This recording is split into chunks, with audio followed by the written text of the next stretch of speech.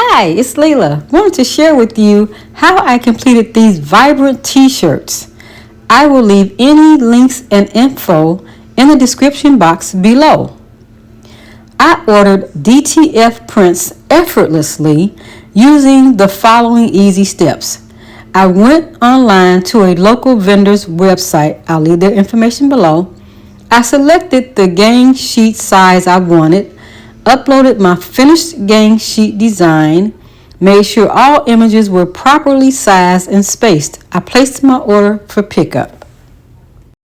You can order multiple sizes to be printed on one long gang sheet.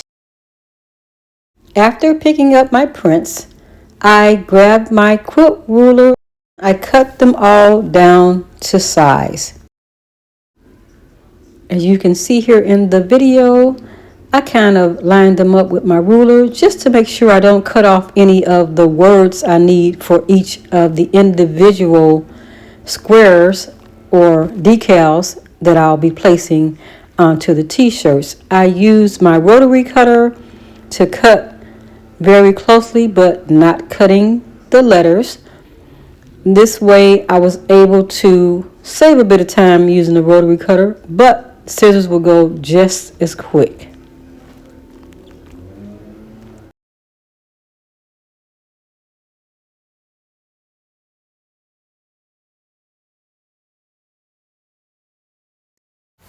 Here they are, my stack of DTFs ready to be pressed onto t-shirts. They came out great. Keep watching. I will share with you how I heat press my decals. I have close to 50 shirts I'm working on, and this is the design. I simply went on to Etsy and purchased this design as is because this is what my client was asking for. I used a local shop called the Vinyl Hub. They have it where you can upload a gang sheet of a whole bunch of prints in different sizes. Very large sizes for the larger shirts. And then I have some little cute little bitty sizes for the toddler shirts. So you can do a gang sheet print is what they call it. These are for some of the kid size shirts.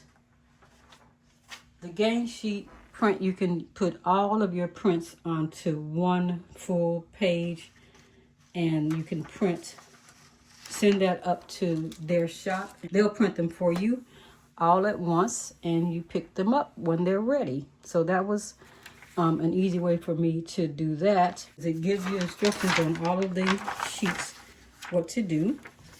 It tells you to heat your heat press at 300, which I've done. This is a Heat Press Nation slide out heat press. It's about 15 by 15 in size. And what I have here is this blank parchment paper to lay on top of my print after I press it for 10 seconds is what the instructions say on heavy press. So I fold it over and I line the shoulders up together, underarms, line them up as much as possible. It doesn't have to be precise, but that way I have my collar pretty much lined up. Quick little press there. And then I'll come back over.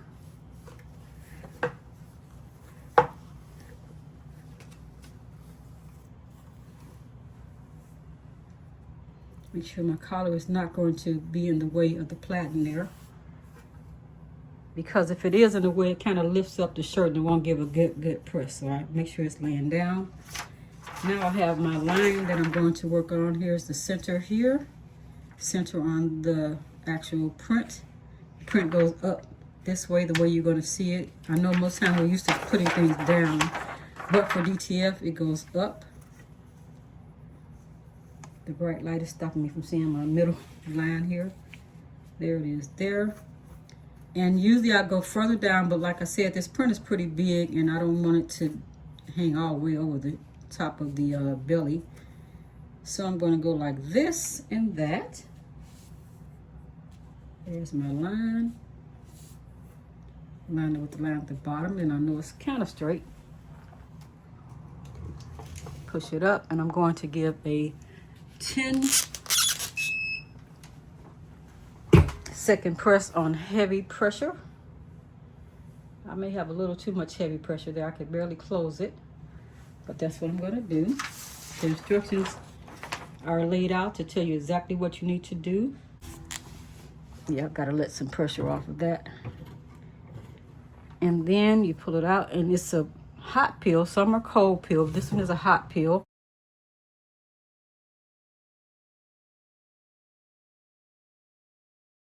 There it goes. Then you put your parchment paper on. And give it a 6-second press. Put that up. Remove the parchment paper immediately. And then you have your shirt. It's all set. It's nice. Very nice. It's hot, but it's nice. Then you have a nice Cruise Squad shirt. These turned out very nice. I have a bunch of them done already. So I probably have maybe about 20 more left to do. That's not too bad. I have some little bitty ones to do, youth size also, but they are turning out really nice. I will share how I pressed the next shirt.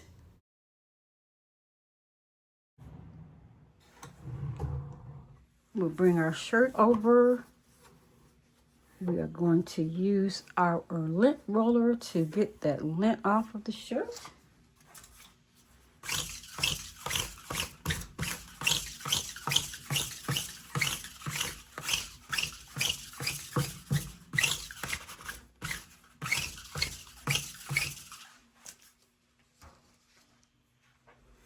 Take my shirt, and I'm going to take the collar, and I'm going to line the collars up, the shoulder of the collar part. Lay them down like that. Line the underarms up.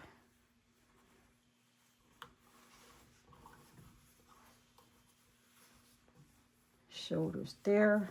Put the sleeves out.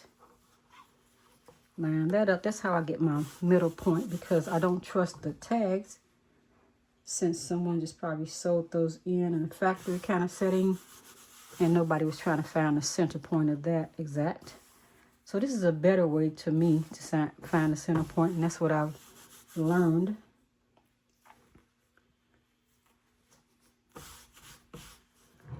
Push that up, and I'm just going to bring the collar down. Just want to get a line. I could have used a chalk marker, but I'll do that. That's my pre-press to get the moisture out and to make the line all at one time.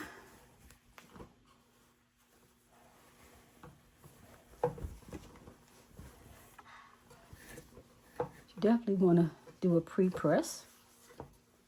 Now I'm going to make sure the collar is off of that plaiting so that it doesn't lift up what I'm trying to do. I want it to press flat. I will take my printout and I will edge up the letters on the side here and the letters at the bottom. That will help me to get a center point.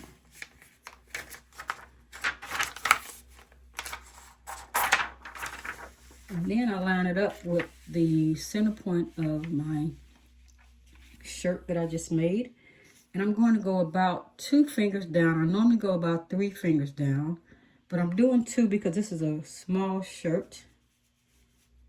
And they're really small.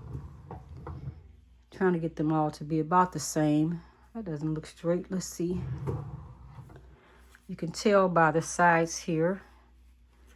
I have my little line up here for where the middle is of my platen. And then you can tell by how much space you have on both of these sides. They kind of lean down there, so that's more straight. Now we're a little straight there. 2 fingers down, up just a drop.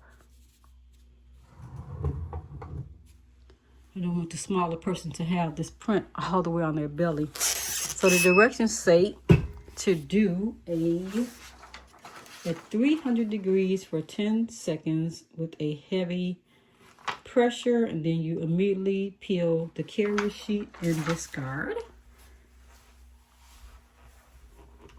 Pull it up. Remove the carrier sheet while it's hot because it's a hot peel.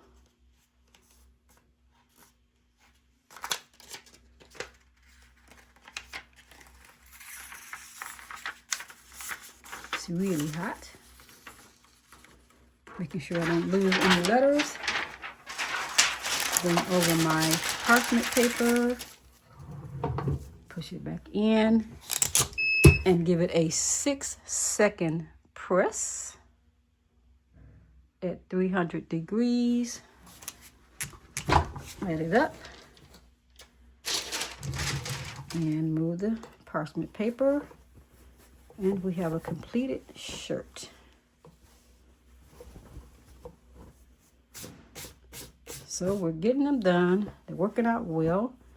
I will keep going.